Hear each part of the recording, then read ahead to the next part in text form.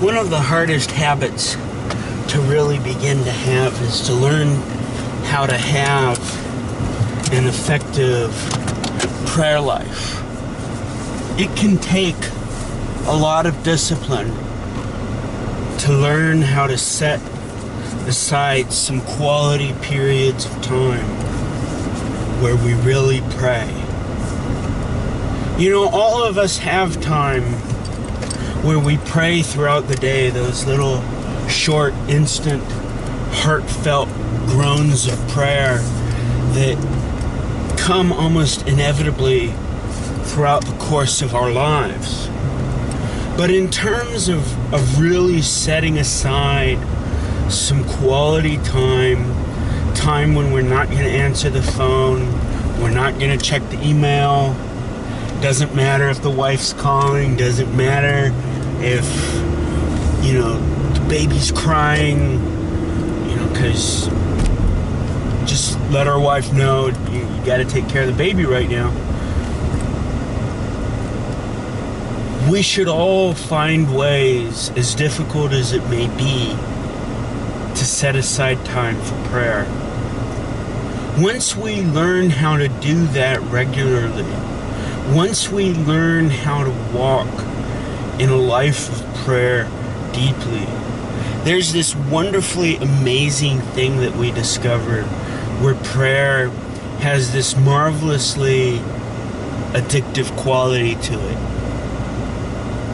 The more we pray, the more we recognize that we need to pray. The more we pray, the more we realize we just don't pray enough. As much time as I get in prayer, I always feel I just haven't gotten enough.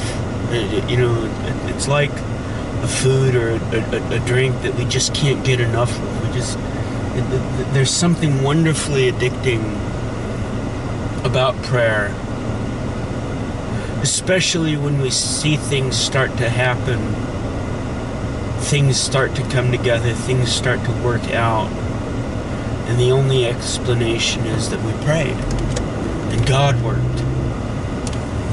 It's not that there's any power in the act of prayer itself, but when we Christians pray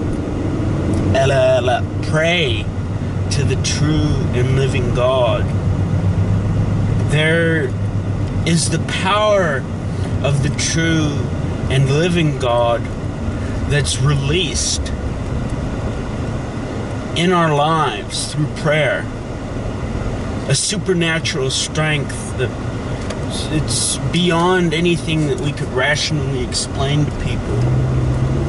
And when we see the power of God released over the course of our lives, there's just something so marvelously addicting about prayer, just something that's so wonderful. And we just have to keep getting more and more of it.